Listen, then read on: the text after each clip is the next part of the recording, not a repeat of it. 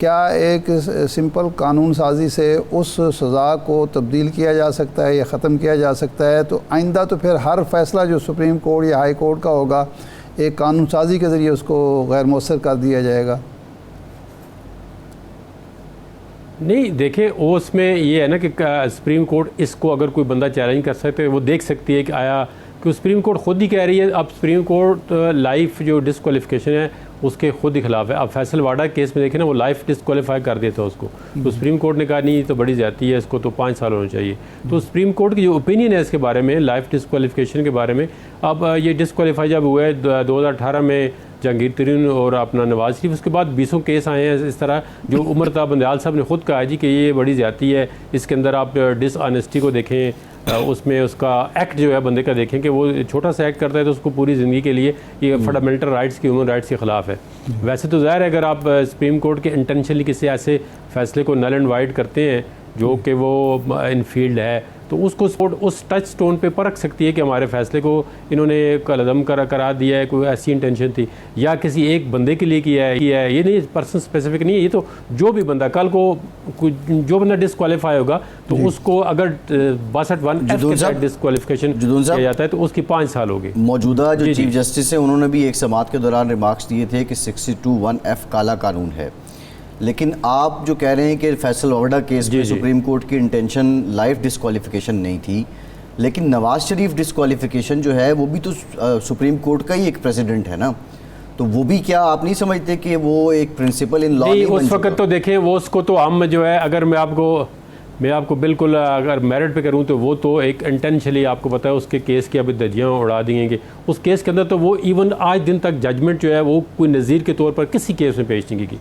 کسی بھی کیس میں. اس کے بعد الیکشن جو ڈسپیوٹ ہے سپریم کورٹ کے اندر بے شمار کیسز آئے ہیں جس پہ 62(1)(f) تو انہوں نے کسی نظیر کے طور پر اس کیس کو ایکسیپٹ نہیں کیا کہ جی یہ اگر ایک بندہ تنخواہ نہیں لیتا تو وہ ڈکلیریشن. اس پہ بہت بڑی ڈبیٹ ہوتی ہے کہ وہ کیس جو تھا بڑا کمزور تھا. اس طرح ذوالفقار علی بھٹو کا جوڈیشل مرڈر ریفرنس کرتے ہیں تو اس طرح اسی کیس کے اندر کہتے ہیں جی کہ یہ والا کیس جو تھا ایک انٹینشنلی ایک بندے کو اس پولیٹیکل ایرینا سے باہر کرنے کے لیے وہ فیصلہ جو ہے وہ ٹھیک نہیں تھا سپریم کورٹ کا. تو میرے خیال میں یہ اگر آپ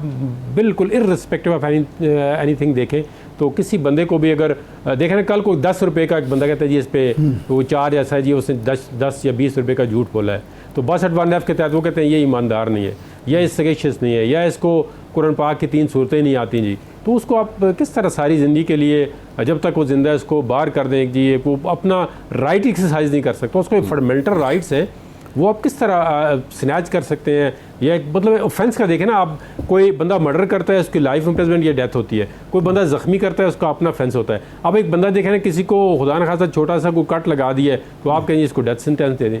تو یہ تو نہیں ہو سکتا نا. اچھا جج صاحب کا یہ مطلب نہیں ہے. دیکھو ریشنلٹی ایک بہت ایک میری بات مکمل ہونے دیں. دیکھو ایک بڑا پرنسپل ہے انٹرنیشنل جورسپروڈنس کا، ریشنلٹی اینڈ پروپورشنلٹی. اگر آپ کوئی ایکٹ کرتے ہیں اس کی پروپورشنلٹی پہ آپ کو سزا ملنی چاہیے. اگر آپ کا ایکٹ جو 5 سال سزا کا ہے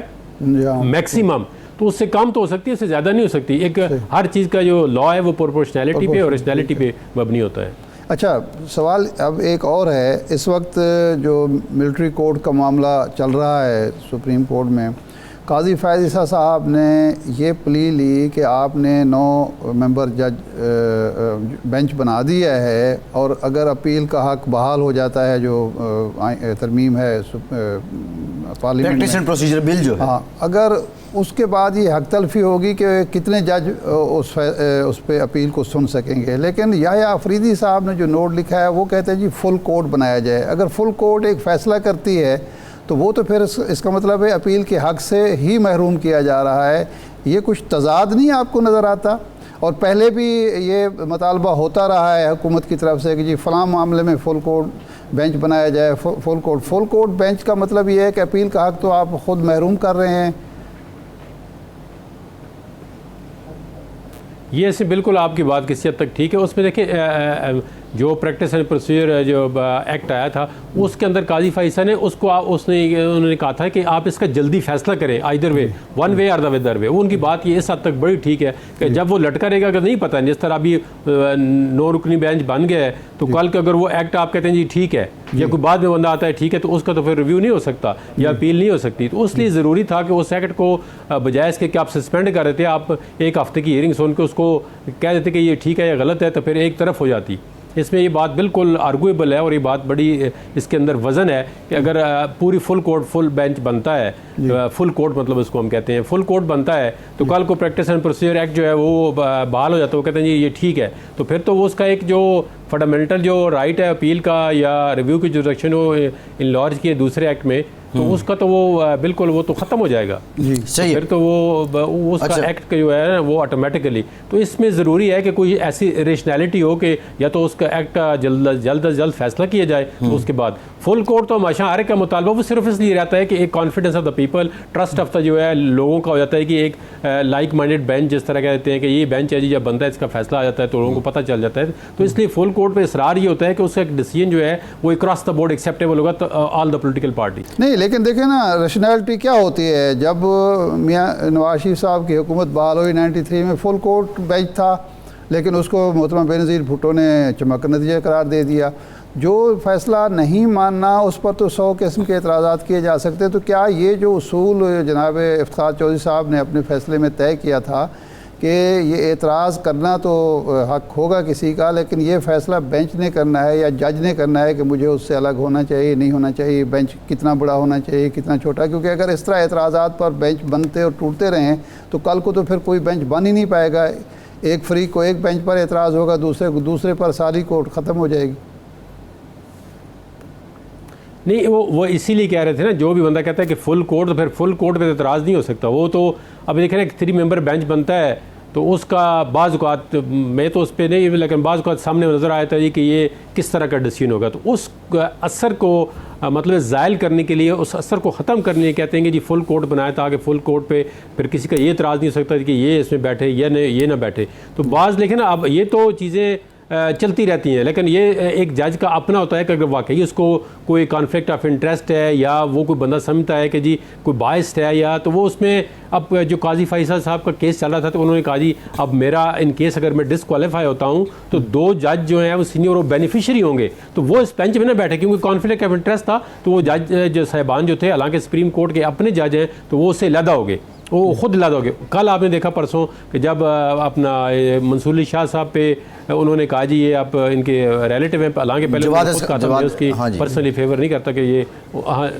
جواز خواجہ، لیکن میں مجھے ذاتی طور پہ is one of the finest جج آف دا سپریم کورٹ. ان کی بڑی ججمنٹ پہ جو اسٹوڈنٹس بھی ڈیولپ کرتے ہیں تو بڑی پڑھنے والی ہوتی ہے اور بڑی ریزننگ ہوتی ہے اور بڑا ایکیومن ہوتا ہے اس کے اندر. تو انہوں نے جب وہ اعتراض اٹھایا تو وہ 1 منٹ کے لیے بھی اپنی کرسی پہ نہیں بیٹھے، انہوں نے کہا جی میں نہیں بیٹھا جاتا اس بینچ پہ. تو یہ ہوتی ہے کریڈیبلٹی آف دا جج. یہ ہوتی ہے مطلب ایک امپیچ اس کی کریڈیبلٹی کی. ایک جج نے ذرا سا اس پہ کوئی ایسا ہے خود بھی اس نے کہا ہے تو وہ فوراً بینچ سے اٹھ گیا. تو جج نے خود ہی ڈیسائیڈ کرنا ہوتا ہے. ہاں اگر وہ کہتے ہیں جی نہیں جی میں فیصلہ صحیح کر سکتا ہوں، میرٹ پہ کر سکتا ہوں، میں نہیں اٹھنا چاہتا، تو یہ ان کی مرضی تھی، لیکن انہوں نے ایک بڑا ریشنل ڈیسیجن لیا ہے کہ جی میں نہیں بیٹھنا چاہتا اگر ان کو اعتراض. صحیح ہے. اچھا جدون صاحب، اب مسئلہ یہ ہے، معاملہ یہ ہے، D G I S P R نے کہا کہ 102 لوگ ہیں جن کے معاملات سول کورٹ نے ریفر کیے ہیں ملٹری کورٹ کو، اور ان ملزمان کو حق حاصل ہے سول وکیل کرنے کا بھی، اور جو ایپلیٹ کورٹس ہیں سپریم کورٹ تک وہ اپیل بھی کر سکتے ہیں. اب یہی معاملہ جب ہم نے آپ کے دوستوں کو رکھا، آپ کے شعبے کے دوستوں کو، شعیب شاہین صاحب ہمارے ساتھ موجود تھے، تو ہم نے کہا اس پہ اب کیا مسئلہ ہے کہ جب آپ اپیل بھی کر سکتے ہیں، آپ سول وکیل بھی کر سکتے ہیں، تو بنیادی جو انسانی حقوق ہیں وہ کہاں پہ جا کے متاثر ہو رہے ہیں. تو انہوں نے جو شعیب شاہین صاحب کا موقف ہے وہ کہتے ہیں کہ ریٹ پٹیشن کر سکتے ہیں، اپیل کا حق نہیں ہے. ایک تو ذرا یہ فرق بتا دیں کہ کیا قانون واقعی ایسا ہے کہ ریٹ پٹیشن کر سکتے ہیں یہ ملٹری کورٹس میں جانے والے، اور دوسرا جو اسپیسیفکلی ایک اپیل کا حق دیا گیا تھا کلبھوشن یادیو کو، کیا اس کا وہ یہ آپشن ان لوگوں کے پاس بھی ہے جن کے خلاف یہ ٹرائل ہو رہا ہے جو پاکستانی شہری ہیں؟ نہیں دیکھیں، ابھی جو بندہ سویلین جو ہے اگر اس پہ ایسا کوئی مٹیریل ہے یا اس کا جو اوفینس ایسا ہے کہ وہ سیکشن 2D1 میں یا 2D2 میں آتا ہے تو اس کا ٹرائل جو ہے سو فار جو ابھی لا ایگزسٹ کر رہا ہے اس لا کے مطابق اگر افینس بنتا ہے تو ٹرائل تو ہو سکتا ہے، اس میں کوئی دو رائے نہیں ہے۔ اگر وہ ٹرائل نہ ہو سکتا تو پھر یہ پٹیشنیں کیوں جاتی سپریم کورٹ میں، پھر یہ اس سیکشن کو کیوں جا کے سپریم کورٹ میں چیلنج کرتے، یہ الٹا وائریز کانسٹیٹیوشن ہے۔ اب دیکھیں نا، اب بعض لوگوں کے شکوک و شبہات کیوں بڑھتے ہیں۔ اب میں آپ کو ایک بات بتا چلوں کہ جو 2019 میں فیصلہ ہوا پشاور ہائی کورٹ کے اندر، جو جسٹس صاحب جو ہیں وہ فوت ہو گئے تھے کرونا کی وجہ سے، انہوں نے ایک فیصلہ دیا وقار سیٹ وقار صاحب، تو انہوں نے ایک فیصلہ دیا جی، انہوں نے تمام ملٹری کورٹس کے جو کنویکٹ تھے ان کی پٹیشن جو ہے ایکسیپٹ کرتے ہوئے انہوں نے کہا جی، انہوں نے یہ نہیں کہا تھا کہ اپیل ہے یا نہیں، انہوں نے صرف اس بات پہ کہا جاتی کہ ان کو فیئر ٹرائل کا چانس نہیں دیا گیا، ان کی اپنی مرضی کا وکیل جو ہے وہ ڈینائی کیا گیا ہے، تو وہ سیٹیسفائڈ کر دی۔ تو پھر وہ یہی کورٹ جو بھی لوگ اٹھا کے اب اس کے اندر پچھلی جو گورنمنٹ تھی وہ اسی نے جا کے ان کی جو وہ فیصلہ تھا اس میں سپریم کورٹ میں اپیل کر کے وہ سٹے کر دیا، وہ ابھی تک سٹے ہے، وہ ابھی تک چل رہا ہے۔ تو سپریم کورٹ نے آج دن تک اس میٹر کو نہیں اٹھایا جو 4 سال سے پینڈنگ ہے، سٹے پہ ہے، وہ لوگ لٹکے ہوئے ہیں، ان کا نہ ادھر ہو رہے ہیں نہ ادھر ہو رہے ہیں۔ تو اس وجہ سے بعض لوگوں کے اعتراض آتے ہیں جی کہ ان کو اگر اعتراض ہوتا ہے تو اس وقت یہ خود جا کے سٹے لیتے ہیں۔ ابھی اس میں دیکھیں نا، بے شمار ایسے لوگ ہیں جن کو ملٹری ٹرائل ابھی بھی ہو رہا ہے کورٹس میں، کوئی آواز نہیں اٹھاتا ان کے لیے۔ فاٹا کے اندر دیکھیں نا، ملٹری ٹرائل کتنی کورٹیں جو ہے وہ فاٹا کے اندر جو لوگ ہیں ان کا ٹرائل ہو، کوئی آواز نہیں اٹھاتا۔ یا تو ایک مخصوص طبقہ ہے جس کے لیے آواز، وہ ان کے ہیومن رائٹس جو ہے بڑے اسپیشل ہوتے ہیں کہ ایک فوراً آپ آواز اٹھاتے ہیں۔ جو عام لوگ، جو غریب لوگ، جو آرڈینری میسز ہیں، وہ اگر سفر کر رہے ہیں کسی بھی وجہ سے تو ان کے لیے کوئی آواز اٹھانے والا نہیں ہے۔ تو یہ تو ایک مطلب ہے سو فار یہ نا، اگر دیکھیں رائٹ آف اپیل جو ملٹری ہے اس کے اندر جو ملٹری کے اندر ہی جو بعض اوقات آرمی چیف کو ہوتا ہے، اگر نیچے کوئی رینک کا افسر جو ہے وہ اگر پریزائڈ کر رہا ہے تو اس اوپر والے بندے کو رائٹ آف اپیل ہوتا ہے۔ آپ ایزیوم کر لیتے ہیں کہ